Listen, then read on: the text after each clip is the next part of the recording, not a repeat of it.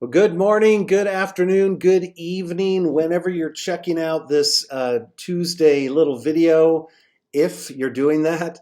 My name is John Beekner. We are here live at the Presbyterian Church of Broomfield, and today is Tuesday, December 12th, which means in 13 days, Christmas arrives and we can celebrate the coming of Jesus Christ and enjoy, hopefully, time with family and food and presents and singing and music and all kinds of good things like that.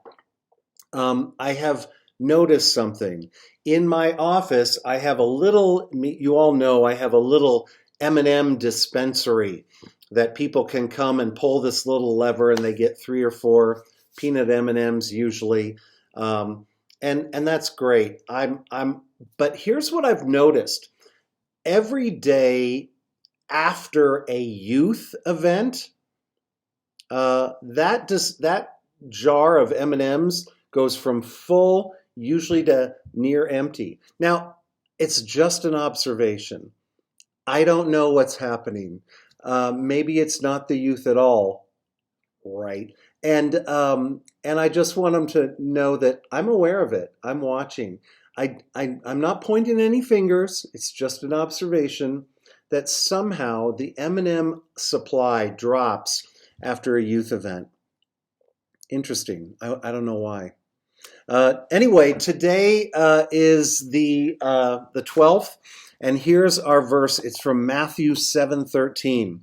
Enter through the narrow gate, for wide is the gate and broad is the road that leads to destruction, and many enter through it. And as I was reading my devotional today, thinking about this, we live in an age of overwhelming, unlimited information. And sometimes it really is like drinking through a fire hose. If you click on something on the internet, you're going to get all kinds of information about one topic, and you're not really sure what to follow. It's like snorkeling, as John Eldredge says, trying to snorkel through mud. You just can't see anything. You can't get anywhere. And we become overwhelmed with information. We become paralyzed. And we're told that we can do anything. We can know everything. All these sorts of things. Just with a click of a button, you can have whatever you need. Folks, that is paralyzing. That is overwhelming. And you know what? It's not true. You can't do everything. You can't have all information. A road that leads to a broad horizon is really not a road at all. And it's sort of like looking at the ocean. You know, it's a beautiful thing to look at, but it is terrifying when you are out in the middle of it in a rowboat trying to navigate that. The truth is this: the options before us are limited, and that's okay. The ability to do things is limited. It is a great relief to me to see that, to know that. God puts us within particular contexts, in particular situations, with limited resources and limited ability to make decisions. And folks, I think that is immensely kind. Don't buy into this belief that you can go do anything if you just set your mind to it. We can't.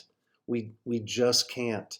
And that is because God loves us and God is in charge of our lives. So when I start thinking about that, it's not constraints on being able to do things. It's a constraint of love that I'm not going to just throw you into an ocean and see, say best of luck. So when I think about the future, and when you think about the future, I don't know if you're thinking, kind of paralyzed. I'm not sure what I'm going to do.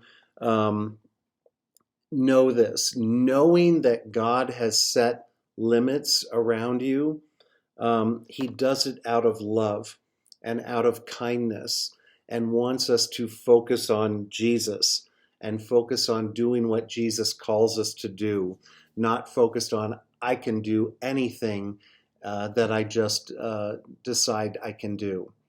And I don't know if this is really helpful for you today, but it was helpful for me to know that because God loves us, He gives us limited gifting, limited context, and limited resources to accomplish it, because He wants us to focus on Him. And I hope that you'll do that this week. I hope you have a great week. Christmas is coming, and it's going to be great.